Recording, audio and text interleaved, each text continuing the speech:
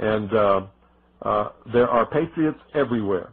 If you think you're safe revealing that you're an enemy of this republic, you better think twice, because your secretary might be a patriot. The person you're talking to might be a patriot pretending to be a socialist. If you're a police chief or a member of some law enforcement agency or agency of federal government who is a socialist planning to bring about this world government over the ashes of the United States of America, let me assure you, and make no mistake about it, you will be identified, and you are in earshot, and the capability of patriots to identify exactly who you are. And Madame Defarge, ladies and gentlemen, is knitting furiously again. And then when the execution of Timothy McVeigh occurred, once again, prior to and immediately following, the same thing occurred again, and this word extremist was used over and over and over and over and over and over and over and over and over and over again. And now we're being bombarded with messages that Osama bin Laden is planning to attack the United States of America and Israel. And I'm telling you, be prepared for a major attack. But it won't be Osama bin Laden. It will be those behind the New World Order who once again want to take the guns and the freedom away from the American people, because we're the only ones left in the world who can oppose the destruction of freedom in the world and the implementation of a one-world totalitarian socialist government, and that is the goal.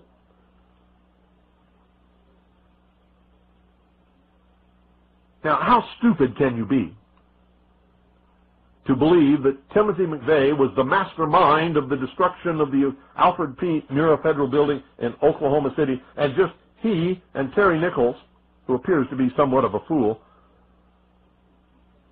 plotted, planned, obtained all the different materials, put together a bomb of such force that it brought down what we call in the military a hard target, a target held up by steel, reinforced, concrete columns, and he had no help. No help. And that there really was no person called John Doe number 2, that was all a mistake, and the drawings and the pictures they put out were not real people, and that was all a mistake. Well, I know that's a lie, because Michael Brescia, who is John Doe number 2, the spitting image of the drawings that they put out, wearing the exact same cap that was worn by the man in the drawings that they put out, with the same tattoo on his left arm, stood in front of me for 10 minutes and talked to me in the company of Timothy McVeigh. And Tim McVeigh was not the leader. Tim McVeigh probably didn't say more than 25 or 30 words during the entire time. Michael Brescia did all of the talking, and the last thing he said before they left in their green Mercury Marquis station wagon with a puke yellow interior was, "Watch Oklahoma City."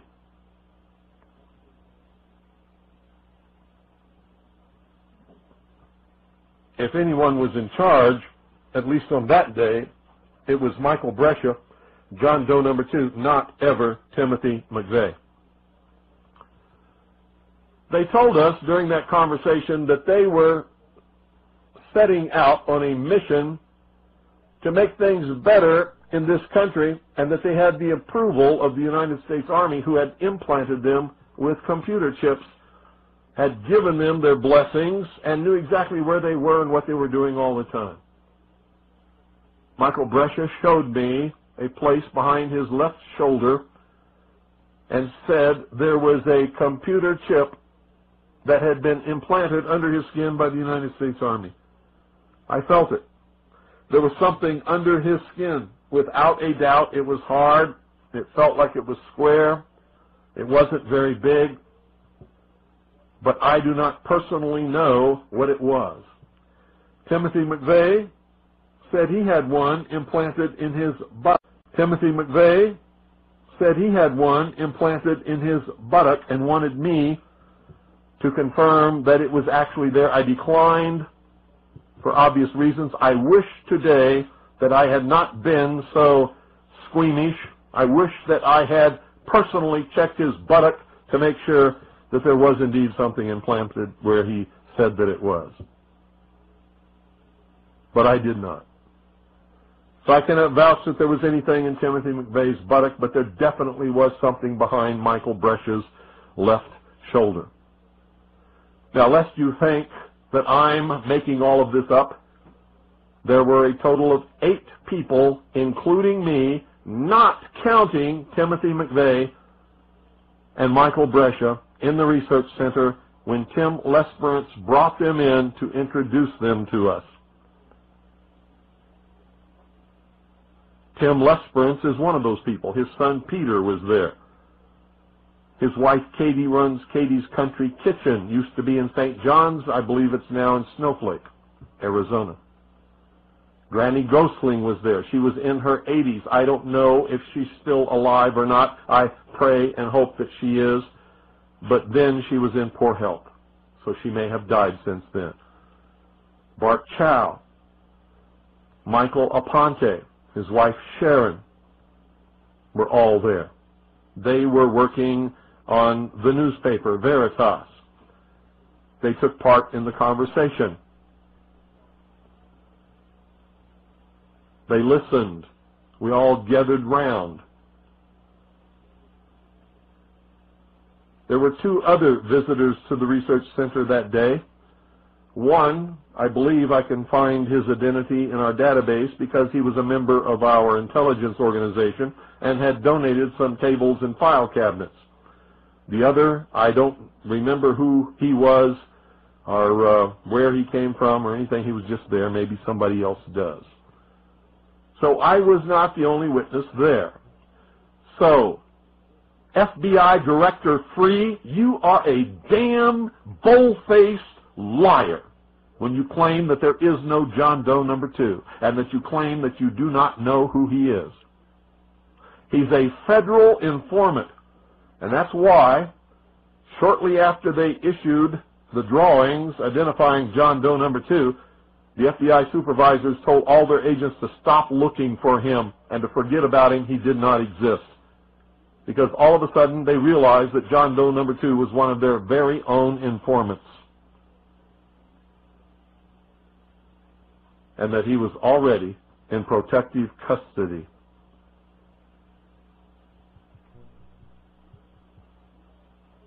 Louis Freeh, you are a bold-faced liar.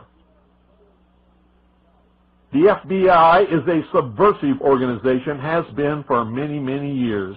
They are a partner in taking down this country. Timothy McVeigh did not plan, nor did he put together, nor did he blow up the Alfred P. Murrah Federal Building, although he was a witting fool recruited by someone on the grounds of patriotism. I'm sure he was told that he was going to help squash internal dissidence and terrorism in this country. I'm also sure that he didn't believe that the bomb was really going to go off. I'm certain, just as sure as the day I'm standing here, that he probably believed that if it did go off, it would go off before anyone reported to work, or he believed that it would never go off at all. Why would he take credit for it when he's on death row and he knows he's going to be executed? Hell. Why not at that point? But I don't think he did it for that reason. I think he played his role right to the very end, and I think the reporter that reported what she saw and the other reporters who said they never could tell if Timothy McVeigh actually died or not, there was never a point where they could tell that he was dead. And she said that even after, listen to me, even after he was pronounced dead, he was still breathing. He was still breathing. Dead men don't breathe. No coroner, no doctor, nobody in the world can explain that.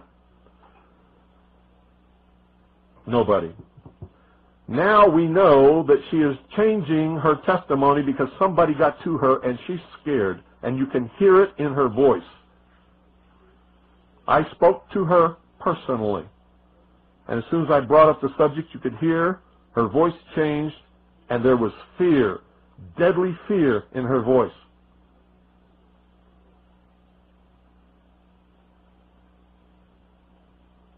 And she never denied what she had originally said, but she told me that she had probably misinterpreted what she saw. Typical of the history of these people. She knows if she sticks to what she told in the beginning as the truth, she will surely die. If you listen to the testimony of all the other witnesses, they said the same thing. There was no point where they could ever tell that Timothy McVeigh was dead. Well, if I was standing there watching, I would know when he was dead. He would be dead when he quit breathing. That's what I would watch for.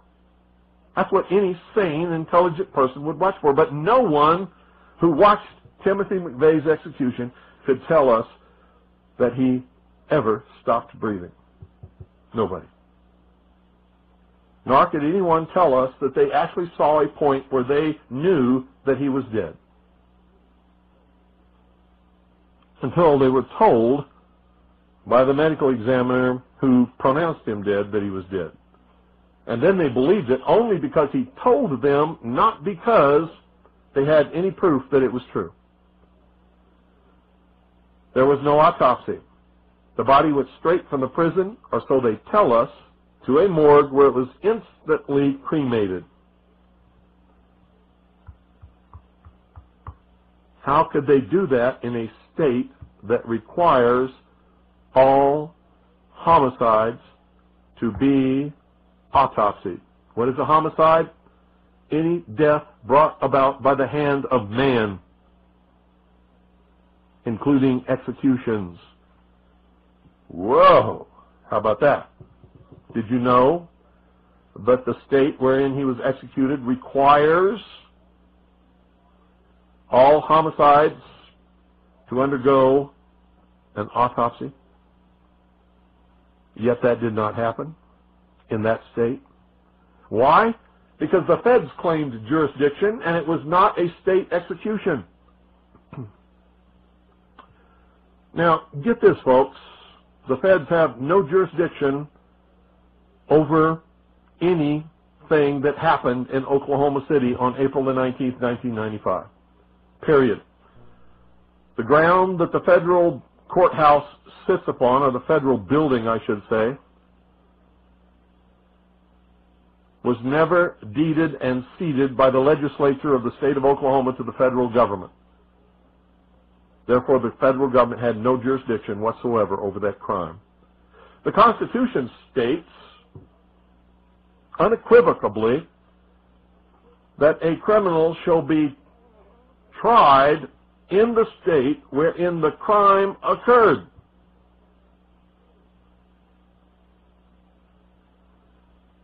Yet he was tried in Colorado.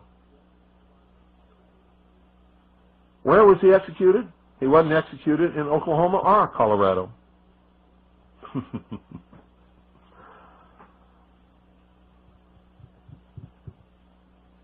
How about that?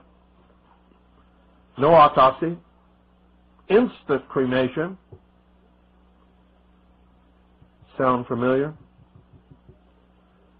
Complete devastation of all of the evidence of the Alfred P. Murrah Federal Building. No independent, no outside, no civilian, no state investigation was allowed of the bombing site whatsoever. The building was razed, blown up, and guess how they had to blow it up to bring it down? They had to put shaped charges on the remaining pillars to bring that building down. Heck, why didn't they do just like Tim McVeigh did and pull up with a, Ryder rent-a-truck and with 4,000 pounds of bullshit in it and light a match?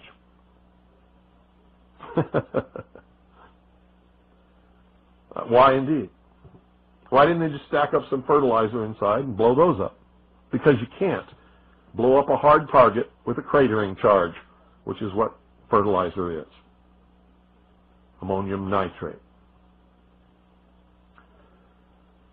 And so the feds never looked for John Doe number 2. In fact, they ordered their agents not to look for him and sent out